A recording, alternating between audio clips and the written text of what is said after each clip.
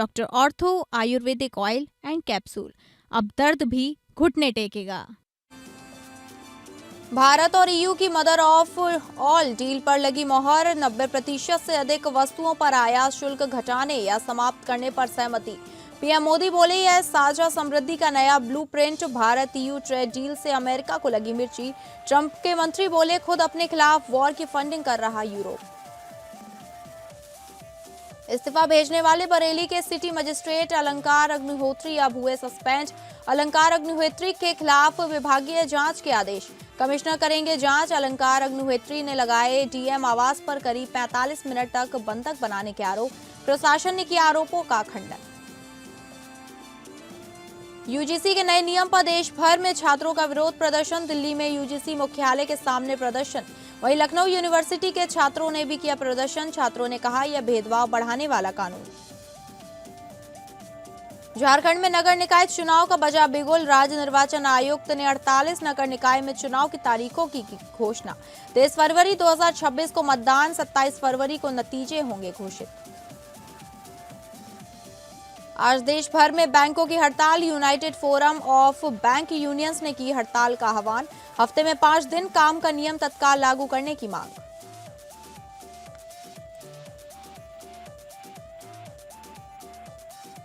नमस्कार, आप सभी का स्वागत है और मैं हूं आपके साथ अंकिता सिंह। बुलेटिन की शुरुआत करेंगे जहां भारत और यूरोपीय संघ ने मंगलवार को फ्री ट्रेड एग्रीमेंट पर बातचीत पूरी होने का ऐलान किया है।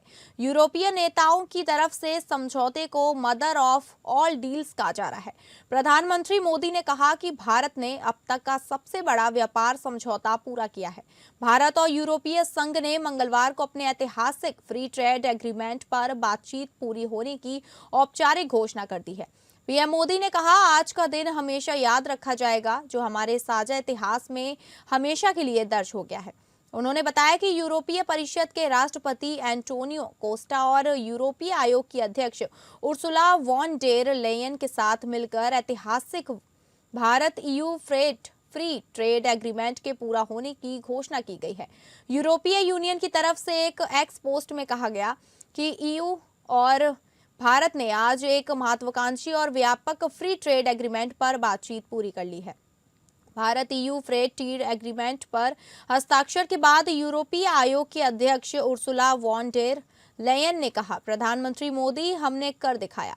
हमने मदर ऑफ ऑल डील से डिलीवर की है। पीएम मोदी ने कहा, यह समझौता आर्थिक रिश्तों की मजबूत करेगा, युवाओं के लिए नौकरियां पैदा करेगा, कारोबार के नए मौके देगा, साझा समृद्धि को बढ़ाएगा और वैश्विक सप्लाई चेन को मजबूत करेगा। उन्होंने कहा, दुनिया की दूसरी और चौथी सबसे बड़ी अर्थव्यवस्थाओं के बीच ये ऐतिहासिक डील अभूतपूर्व अवसर पैदा करेगी और पूरी वैश्विक समुदाय को फायदा पहुंचाएगी। यूरोपीय आयोग की अध्यक्ष उर्सुला वॉन डेर लेयन ने भी इस समझौते की जमकर तारीफ की। उन्होंने पीएम मोदी से कहा, हमने कर दिखाया। ईयू प्रमुख ने कहा कि यह फ्री ट्रेड एग्रीमेंट भारत और यूरोप दोनों के लिए फायदे का सौदा है और इससे व्यापार, निवेश और रोजगार के नए अवसर पैदा होंगे। उधर भारत और यूरोपीय संघ के बीच ऐतिहासिक फ्री ट्रेड एग्रीमेंट को लेकर अमेरिका नाराज दिख रहा है। अमेरिकी ट्रेजरी सेक्रेटरी का कहना है कि यूरोप भारत से ट्रेड कर रूस यूक्रेन जंग को अप्रत्यक्ष रूप से फंड कर रहा है। फ्रेंड, भारत और यूरोपियन यूनियन का सहयोग एक पार्टनरशिप फॉर ग्लोबल गुड है। हम इंडो पैसिफिक से लेकर कैरेबियन तक ट्राइलेटरल प्रोजेक्ट को विस्तार देंगे। इससे सस्टेनेबल एग्रीकल्चर, क्लीन एनर्जी और विमेन एम्पावरमेंट को ठोस समर्थन मिलेगा। हम साथ मिलकर आईमैक कॉरिडोर को ग्लोबल ट्रेड और सस्टेनेबल डेवलपमेंट की एक प्रमुख कड़ी के रूप में स्थापित करेंगे। यहीं से एक नया युग शुरू हुआ। इस अभूतपूर्व यात्रा के लिए, भारत के प्रति आपकी मित्रता के लिए और हमारे साझा भविष्य के प्रति आपकी प्रतिबद्धता के लिए प्रेसिडेंट कोस्टा और प्रेसिडेंट फॉन डेर लायन का हार्दिक धन्यवाद करता हूं। डोनाल्ड ट्रंप की टैरिफ धमकियों का सिलसिला जारी है और भारत अमेरिका के बीच ट्रेड डील अभी भी अटकी हुई है। इसे लेकर खुद अमेरिकी व्हाइट हाउस में ही घमासान मचा हुआ नजर आ रहा है।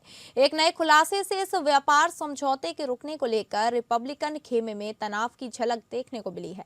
रिपोर्ट के मुताबिक अमेरिकी सेनेटर ने ही कथित तौर पर डोनाल्ड ट्रंप और उनके प्रशासन के प्रमुख व्यक्तियों को बातचीत में देरी के लिए दोषी ठहराया है। रिपोर्ट में बताया गया कि कॉल की लीक हुई ऑडियो रिकॉर्डिंग के मुताबिक क्रूज ने समर्थकों से कहा था कि वे भारत से व्यापार समझौते को सुरक्षित करने के लिए व्हाइट हाउस से जंग लड़ रहे हैं। जब उनसे पूछा गया कि कौन इस ट्रेड डील का विरोध कर रहा है, तो उन्होंने सीधे पीटर नवारो, जेडी वैंस और कई बार ट्रंप का नाम लिया। रिपब्लिकन सूत्र द्वारा आउटलेट को उपलब्ध कराई गई लीक ऑडियो रिकॉर्डिंग में क्रूज कथित तौर पर कहा गया कि उन्होंने और कई रिपब्लिकन सीनेटरों ने राष्ट्रपति डोनाल्ड ट्रंप को पिछले साल अप्रैल में घोषित मुक्ति दिवस टैरिफ लागू करने से रोकने की कोशिश की थी। इसके साथ ही उन्होंने चेतावनी भी दी थी कि टैरिफ से कीमतें बढ़ सकती हैं और अमेरिकियों के रिटायरमेंट सेविंग अकाउंट पर असर पड़ सकता है और इससे सीधे 2026 के मध्यावधि चुनाव में रिपब्लिकन पार्टी की संभावनाओं को नुकसान पहुंच सकता है। सीनेटर ने तर्क देते हुए ये तक कह दिया था कि इस तरह के नतीजे से रिपब्लिकन पार्टी व्हाइट हाउस और सीनेट दोनों पर अपना कंट्रोल खो सकती है और डेमोक्रेट सत्ता में आ सकते हैं। कुल मिलाकर इस ऑडियो क्लिप के वायरल होने से रिपब्लिकन पार्टी के भीतर व्यापक मतभेद उजागर होते हैं। रिपोर्ट में यह भी कहा गया कि ट्रंप की टैरिफ पॉलिसी के असर के चलते प्रमुख रिपब्लिकन नेता चुनाव में अपनी पकड़ खोने को लेकर चिंता में है। यह खुलासा भारत अमेरिका व्यापार समझौते को लेकर जारी अनिश्चितता के बीच हुआ, जिसमें करीब 5 महीनों से 50% टैरिफ व्यवस्था अभी भी भारत पर लागू है।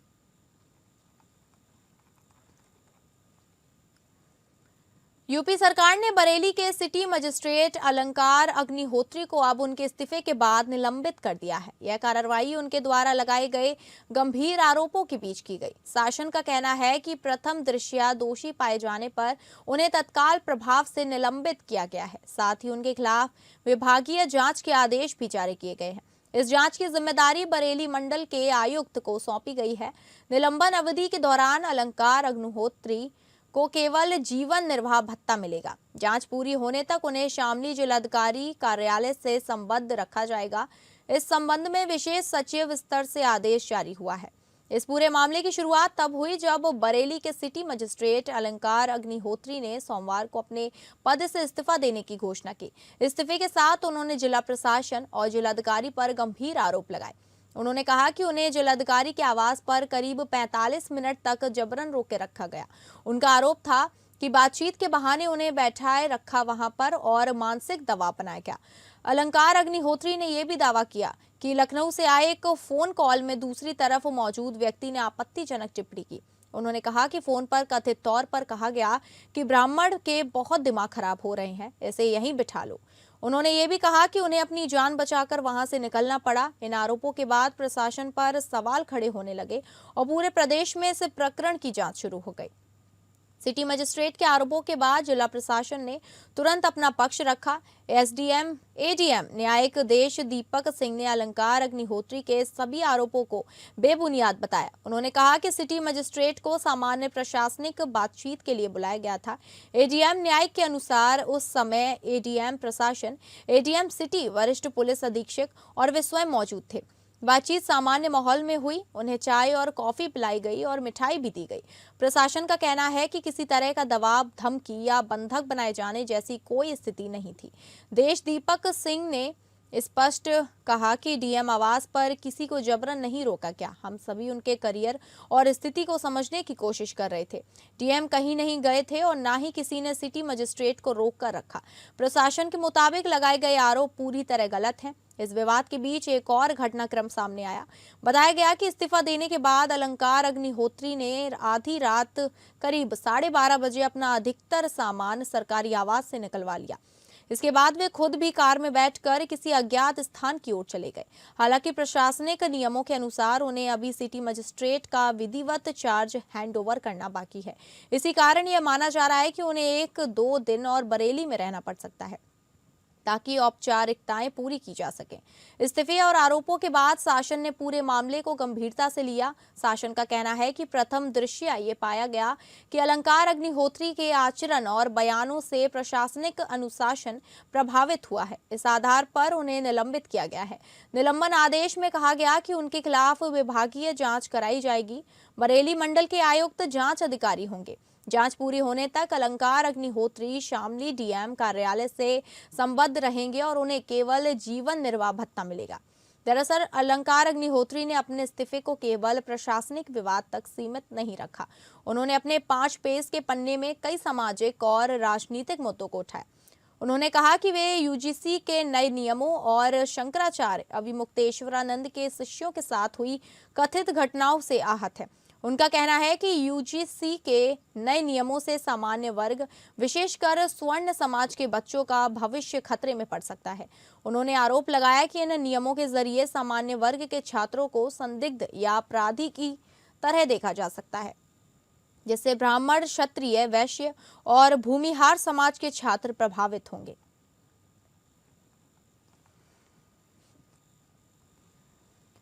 नासिक से गणतंत्र दिवस समारोह के दौरान एक हैरान कर देने वाला घटनाक्रम सामने आया है। ध्वजारोहण कार्यक्रम के भाषण से संविधान निर्माता डॉक्टर भीमराव अंबेडकर का नाम न लेने पर महाराष्ट्र के जल संसाधन मंत्री एवं नासिक के प्रभारी मंत्री गिरीश महाजन को विरोध का सामना करना पड़ा।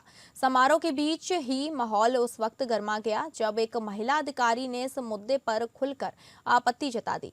जानकारी के अनुसार नासिक की वन अधिकारी माधवी जाधव ने मंच के दौरान ही मंत्री से सवाल उठाते हुए कहा कि डॉक्टर अंबेडकर का नाम अवश्य लिया जाना चाहिए। उन्होंने कथित तौर पर कहा, चाहे मुझे सस्पेंड कर दीजिए, लेकिन बाबा साहब का नाम जरूर ले। उनका अपमान बर्दाश्त नहीं किया जाएगा। इस घटनाक्रम से कार्यक्रम स्थल पर मौजूद लोगों के बीच हलचल मच गई और कुछ समय के लिए माहौल तनावपूर्ण हो गया।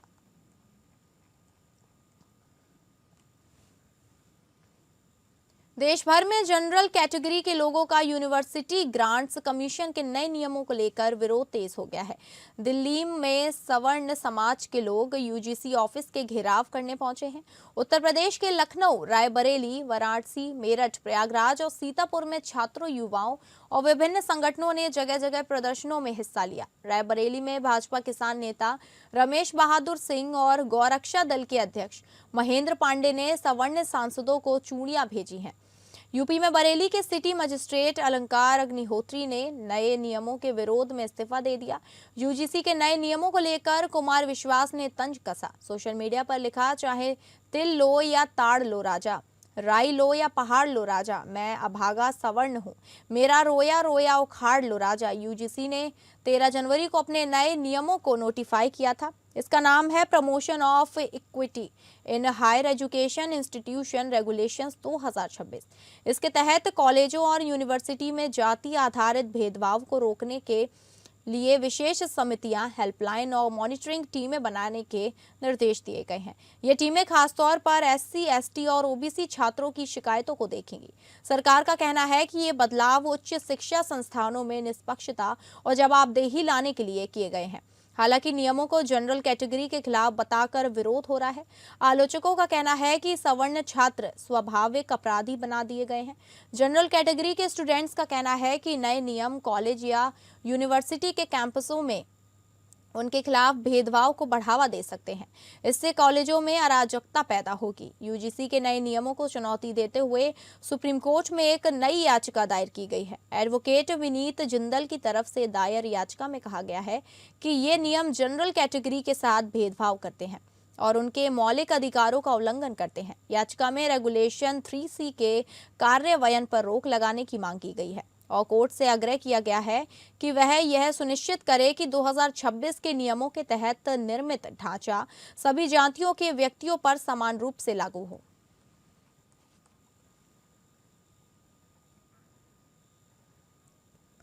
यूजीसी के नए बिल को लेकर पूरे देश में बवाल मचा है। नियमों को लेकर जोरदार हंगामा हो रहा है।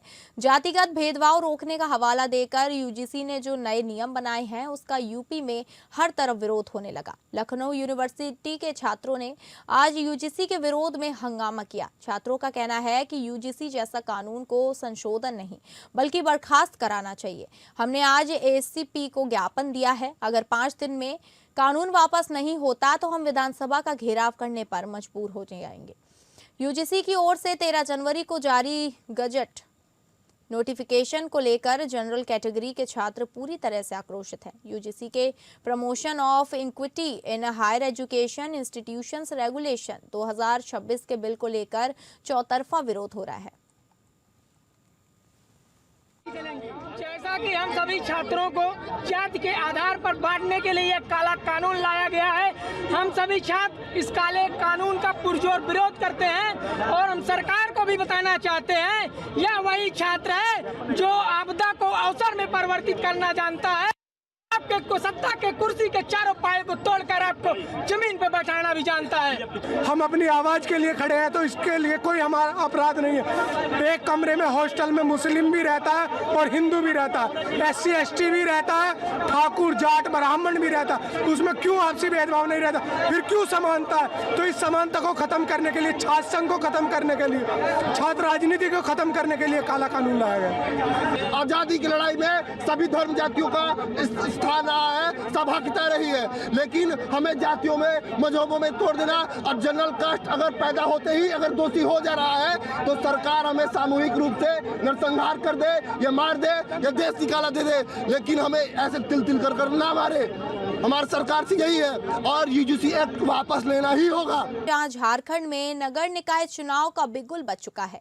राज्य निर्वाचन आयुक्त अलका तिवारी ने रांची स्थित राज्य निर्वाचन आयोग भवन में प्रेस कॉन्फ्रेंसिंग कर 48 शहरी निकाय में चुनाव कार्यक्रम की औपचारिक घोषणा कर दी है। आयोग के मुताबिक इन सभी निकायों में चुनाव गैर दलीय आधार पर बैलेट पेपर से कराए जाएंगे। घोषणा के साथ ही आज से सभी संबंधित क्षेत्रों में आचार संहिता भी लागू कर दी गई है। चुनाव कार्यक्रम के तहत 29 जनवरी से 4 फरवरी तक नामांकन दाखिल किए जाएंगे, जबकि 6 फरवरी को नाम वापसी की अंतिम तिथि तय की गई है।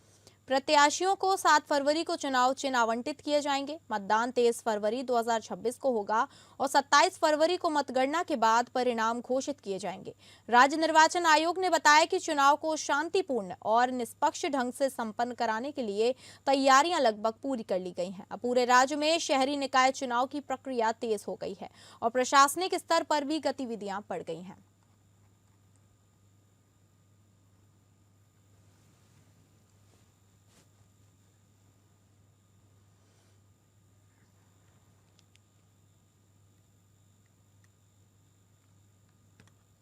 United forum of bank unions ने मंगलवार को देश भर में बैंकों की हड़ताल का ऐलान किया है और इसका असर बैंकिंग कामकाज पर देखने को मिला।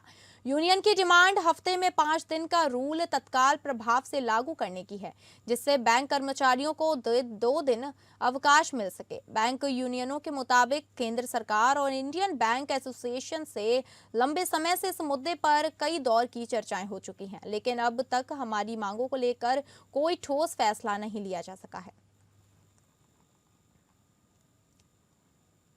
खबर कोरबा से है, जहां गणतंत्र दिवस के मौके पर कलेक्ट्रेट परिसर में बर्खास्त नगर सैनिक संतोष पटेल ने आत्महत्या की कोशिश की, जिससे हड़कंप मच गया। मौके से पीड़ित नहर सैनिक संतोष पटेल से सुसाइड नोट बरामद हुआ। सुसाइड नोट में डिविजनल कमांडेंट और कोरबा कमांडेंट पर मानसिक प्रताड़ना का आरोप लगाया गया है। जवान को मेडिकल कॉलेज अस्पताल में भर्ती कराया गया है, जहां उसकी हालत स्थिर बताई जा रही है। पुलिस और प्रशासनिक के अफसर भी मौके पर मौजूद हैं। कुछ दिन पहले जिला सेनानी के खिलाफ महिला सैनिकों ने विशाखा समिति में शिकायत की थी। इससे पहले राजनांदगांव के एक सैनिक ने भी आत्महत्या की थी। पुलिस मामले की जांच में जुटी है। कल्याण में नगर सेवक के लापता होने से जुड़े फोटो सार्वजनिक स्थानों और दीवारों पर चिपकाए जाने के मामले ने तूल पकड़ लिया है। इस संबंध में नगर सेवक मथुर महात्रे के पिता उमेश महात्रे ने पुलिस में शिकायत दर्ज कराई थी। शिकायत में आरोप लगाया गया है कि पोस्टर लगाए जाने से उनकी और परिवार की बदनामी हुई है। इस बीच पोस्टर चिपकाने वाले उप विभाग प्रमुख रमेश तीखे की मौत हो जाने की जानकारी सामने आई है, जिससे मामले को लेकर चर्चाएं और तेज हो गई हैं। उमेश महात्रे की शिकायत के आधार पर पुलिस ने मामला दर्ज किया है। इसकी जानकारी एसीपी कल्याण जी घेटे ने दी है। एसीपी घेटे के अनुसार नीरज दुबे द्वारा दिए गए आवेदन पर भी जांच जारी है। इस प्रकरण में नीरज दुबे और अन्य 2 लोगों के खिलाफ दाखिल पत्र मामला दर्ज किया गया है। एसीपी कल्याण जी घेटे ने स्पष्ट किया कि नीरज दुबे के अलावा किसी अन्य व्यक्ति को पूछताछ के लिए नहीं बुलाया गया है। साथ ही उन्होंने ये भी कहा है कि पुलिस के पास किसी की मौत होने से संबंधित कोई आधिकारिक जानकारी नहीं है। फिलहाल पुलिस पूरे मामले की जांच कर रही है और सभी पहलुओं को ध्यान में रखते हुए आगे की कार्यवाही की जा रही है। शिवसेना के जो 2 नगर सेवक लापता हैं, उनके लिए हम लोगों ने शहरों में नगर सेवक लापता है इस प्रकार का पोस्टर लगाया था, ताकि लोगों को अगर किसी भी प्रकार की जानकारी मिले तो हमारे शिवसेना शहर शाखा से संपर्क कर सके। उस दरमियान हमारे साथ हमारे उप विभाग प्रमुख श्री रमेश तीखे जी भी साथ में थे, लेकिन शाम होते होते उमेश महात्रे के पिता श्री मधुर महात्रे इन्होंने मेरे बेटे की इस पोस्टर लगाने की वजह से मेरे बेटे की बदनामी हुई है, इस प्रकार का झूठा आरोप लगाते हुए हम सभी शिव सैनिकों के ऊपर गुनाह दाखिल किया हुआ था। इसके बाद पुलिस राजकीय दबाव में आकर के बिना कोई कारण के हम शिव सैनिकों के ऊपर पुलिस स्टेशन में हाजिर होने के लिए दबाव निर्माण कर रही थी, और इसी प्रकार का दबाव वो श्री रमेश तीखे जी इनके ऊपर भी कर रही थी। तीखे जी बहुत प्रचंड दबाव में थे, बहुत तनाव में थे, स्ट्रेस में थे। उन्होंने हमारे वरिष्ठ पदाधिकारियों से संपर्क करके उन्होंने अपनी मन की जो भावना थी वो व्यक्त की, और उसी दरमियान रात को 2:30 बजे के तकरीबन आसपास हार्ट अटैक से उनका दुर्दैवी अंत हुआ है। महाराष्ट्र में लोकशाही की रक्षा करने के लिए शिव सैनिकों ने अभी तक बलिदान देना पड़ रहा है। इससे ज़्यादा दुर्दैव इस महाराष्ट्र का कुछ हो नहीं सकता। महाराष्ट्र के कल्याण रेलवे स्टेशन पर आरपीएफ हेड कांस्टेबल की सतर्कता और साहस से कैंसर से पीड़ित एक बुजुर्ग यात्री की जान बच गई है। घटना वहां पर लगे सीसीटीवी कैमरे में कैद हो गई। आपको बता दें कि उत्तर प्रदेश के झांसी निवासी 60 वर्षीय राजेंद्र शुक्ला कैंसर से पीड़ित हैं और इलाज के लिए ठाणे स्थित मेडिसिटी अस्पताल जा रहे थे। उनके ट्रेन से उतरते वक्त राजधानी एक्सप्रेस चल पड़ी। जल्दबाजी में उतरने से राजेंद्र शुक्ला का पैर फिसल गया और वे डब्बे और प्लेटफॉर्म के बीच फंस गए। उन्होंने फुटबोर्ड को पकड़ रखा था और स्थिति बेहद गंभीर हो गई थी।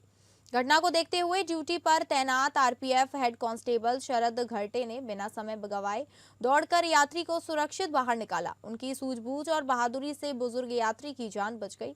वहीं आरपीएफ मुंबई विभाग के वरिष्ठ डीएसपी ऋषि शुक्ला ने भी शरद घरटे को सम्मानित किए जाने की घोषणा की।